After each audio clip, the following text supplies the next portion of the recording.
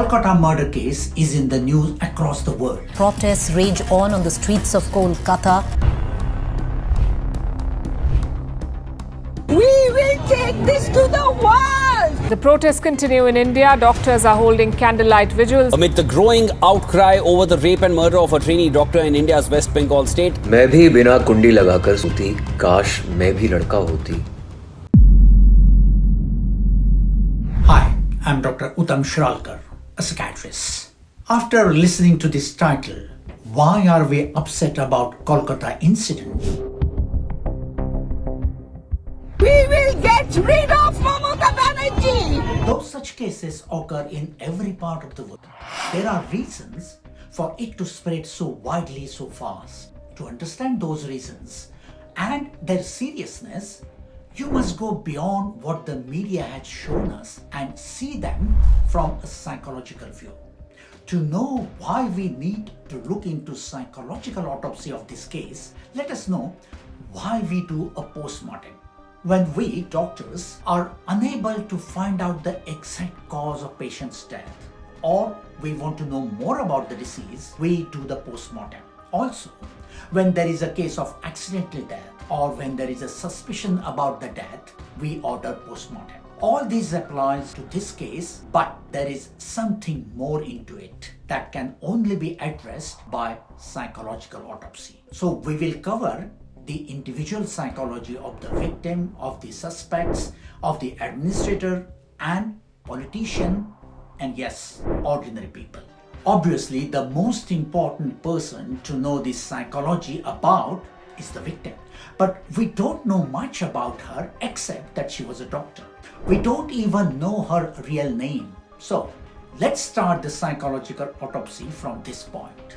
Since the rape victim's real name cannot be disclosed, the media gives them nickname. This Kolkata victim is named Abhaya, which in English means fearlessness.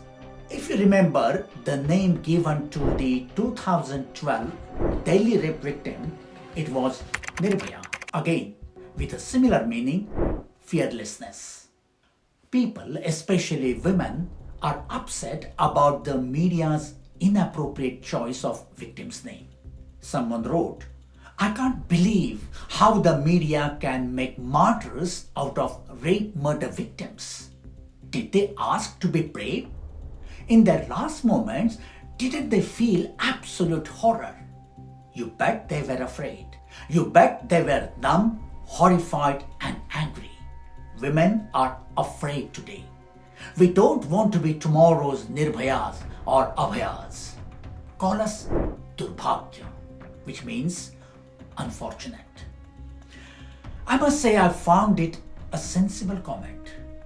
I can offer a psychological explanation for media's choosing such names. I think media tries to hide the sense of vulnerability and fear, and that's why they portray a sense of boldness.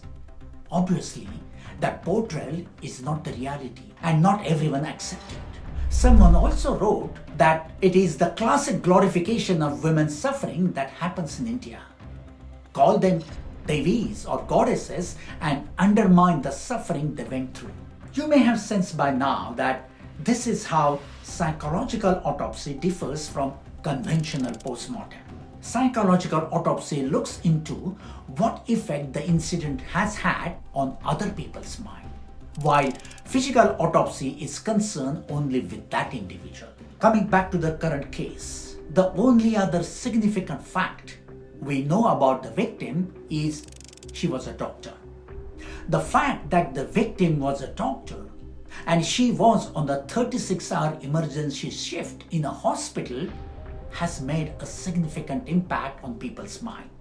This is a unique factor as hospital is supposed to be a safe place of work.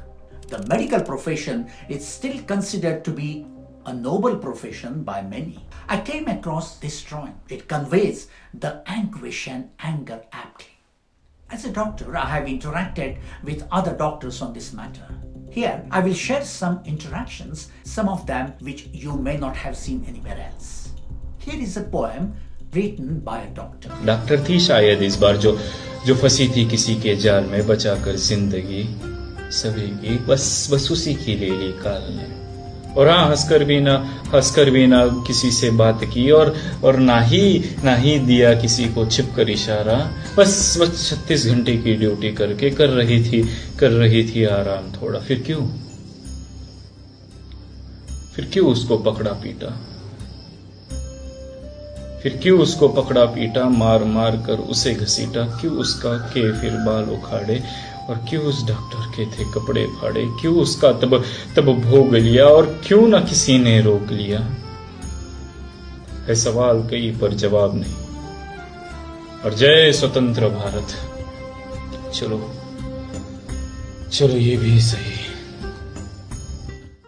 In case of rape victims, blaming the woman is common. In this case, the conventional factors for which women are blamed did not apply. So, the hope was this doctor would not be blamed, but that hope was proved to be wrong when none other than the hospital principal, Dr. Sandeep Ghosh, blamed her for sleeping in a seminar room on her own.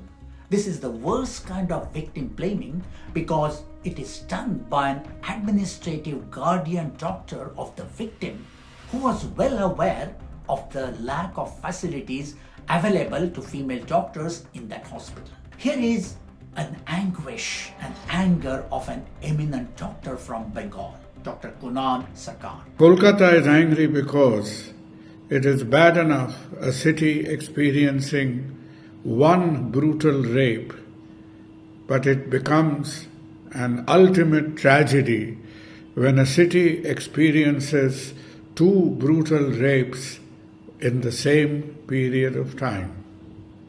Human perversion is not new, and even though we hate it from the bottom of our hearts, it is going to recur again. But what happened after this rape, when the body of this young girl was discovered, was no less a rape of the law and order mechanism of our state. Was to record a case of almost accidental death, unnatural death.